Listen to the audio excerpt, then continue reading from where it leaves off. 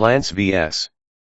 Zombies, PvZ, is a beloved franchise that blended strategy, humor, and creativity to captivate millions of players around the world. Originally released by PopCap Games in 2009, PvZ quickly became a massive hit, known for its quirky gameplay, colorful art style, and challenging tower defense mechanics. However, many fans believe that the franchise's potential was ultimately squandered after Electronic Arts, EA, acquired PopCap Games in 2011. The shift in direction following the acquisition has left fans wondering, did EA kill Plants vs. Zombies?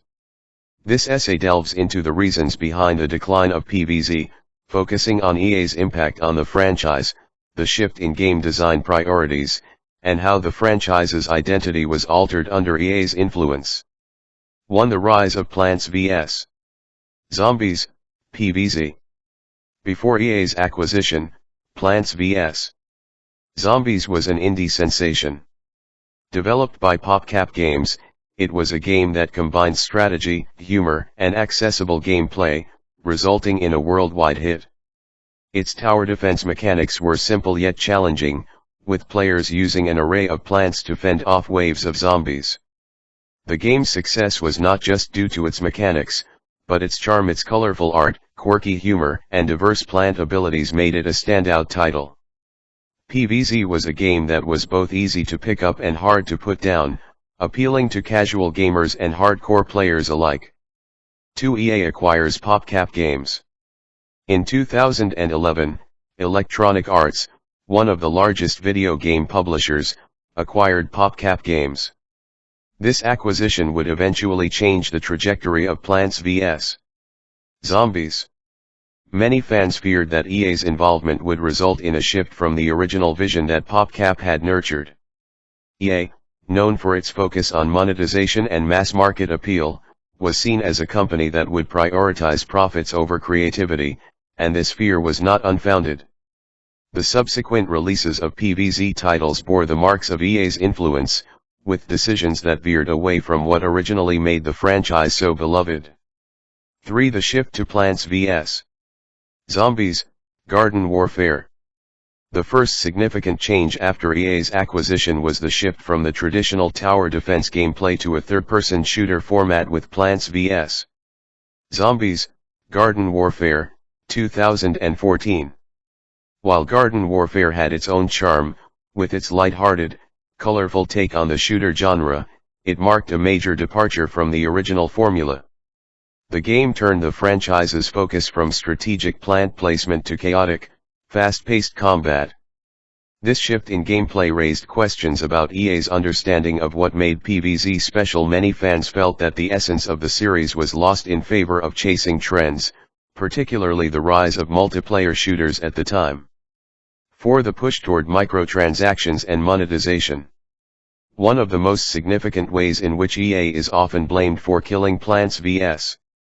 Zombies is its embrace of aggressive microtransactions and in-game purchases.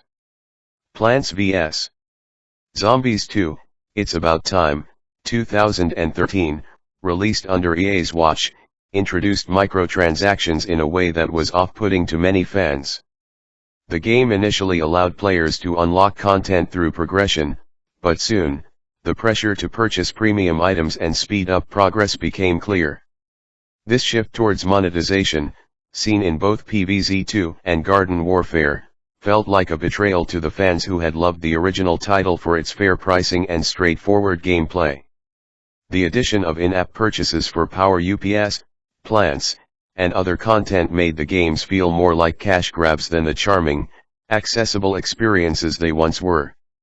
5. Focusing on Garden Warfare rather than PvZ's core fans.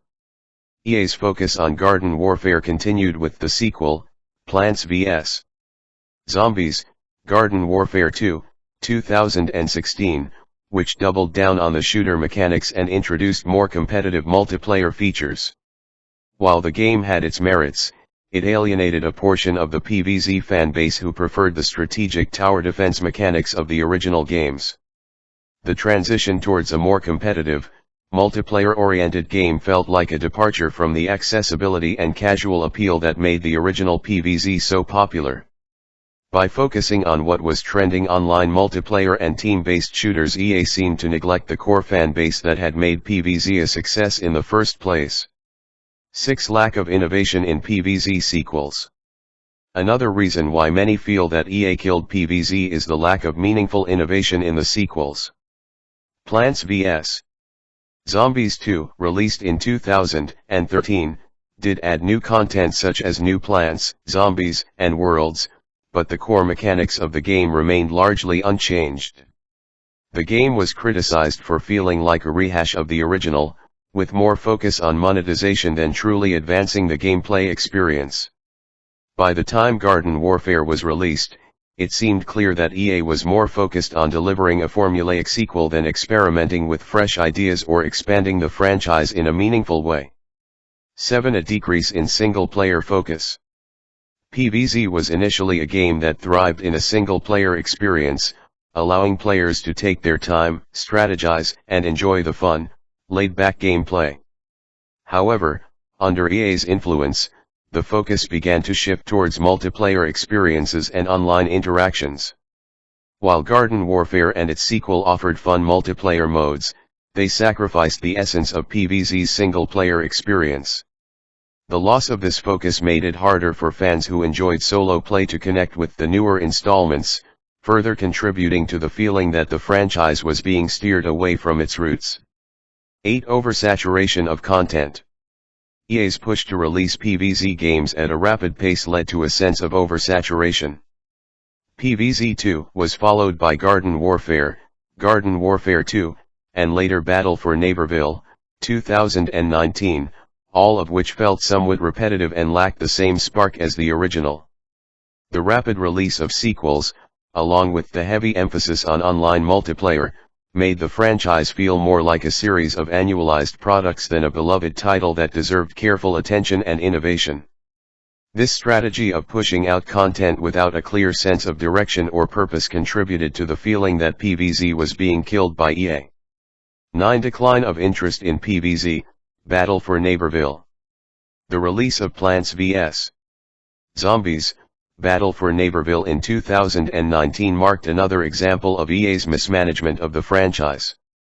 Despite the potential for a unique and enjoyable experience, the game received a lukewarm reception from both fans and critics. The game lacked the innovation needed to excite fans and failed to attract a significant player base. The shift to a more open-world design in Battle for Neighborville did little to reinvigorate the franchise, and the reliance on familiar gameplay mechanics left little room for the series to evolve. As a result, the game felt like an afterthought, leading many to question the future of the series. 10. The struggle between casual and hardcore audiences. EA's attempts to balance the desires of casual and hardcore gamers further fractured the PvZ community. While PvZ had originally appealed to a broad audience, the increased focus on competitive, multiplayer gameplay in Garden Warfare and its sequels alienated many of the more casual players who simply enjoyed the game for its fun, laid-back mechanics. Meanwhile, the hardcore community found the games lacking in depth and innovation. This disconnect between the two audiences created a fractured fan base, making it harder to satisfy everyone and leading to a decline in the overall popularity of the franchise. 11. The absence of new ideas. Another key issue with the direction EA took with PvZ is the lack of new, exciting ideas. By the time Battle for Neighborville was released, the franchise had been stuck in a cycle of trying to replicate the success of previous games, rather than innovating or pushing boundaries. The original PvZ offered a fresh and unique experience in the tower defense genre, but subsequent entries felt formulaic and uninspired. Fans began to wonder if EA was simply milking the franchise for profit rather than investing in meaningful creativity. 12. The lost potential of PvZ as a broader franchise. Under EA's leadership, Plants vs. Zombies failed to reach its full potential as a broader entertainment franchise. With its unique characters and world, PvZ had the potential to expand into other mediums such as animated series, movies, or even themed attractions.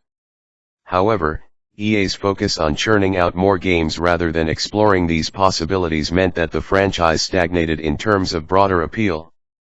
The opportunity to create a lasting, cross-media legacy was lost in favor of more predictable game sequels. 13. The impact of EA's reputation. EA's reputation for prioritizing profit over creativity has been well documented, and this approach undoubtedly affected Plants vs. Zombies. The company's controversial practices, such as over-reliance on microtransactions, loot boxes, and the general focus on monetization, have contributed to a negative perception of the gaming industry. This perception, in turn, tarnished PvZ's image. What was once a refreshing, fun, and accessible franchise became associated with corporate greed and profit-driven decisions. 14. Fans' disappointment and nostalgia for the original PvZ. For many fans, the decline of PvZ under EA's control was a painful experience. The original PvZ had a magic that was hard to replicate, and as the franchise shifted into new directions, fans began to long for the simpler, more charming days of the first game. The feeling of nostalgia for the original PvZ only grew as the series became more focused on monetization, online play, and repetitive sequels. EA's attempt to revamp the franchise felt like a betrayal of the essence that made PvZ so beloved in the first place. 15. Conclusion: EA's legacy on PvZ. In conclusion, it's hard to deny that EA's involvement in Plants vs. Zombies had a significant impact on the franchise. While the PvZ games under EA's control were not outright failures, they lacked the spark and creativity that made the original so special. The shift towards multiplayer, aggressive monetization, and a focus on profit rather than innovation ultimately contributed to the decline of PvZ as fans knew it. Whether EA killed the franchise is up for debate, but their influence has certainly shaped its fate in ways that many players find disappointing. PvZ will always remain a classic, but under EA's management, its potential was not fully realized, leaving fans to wonder what could have been.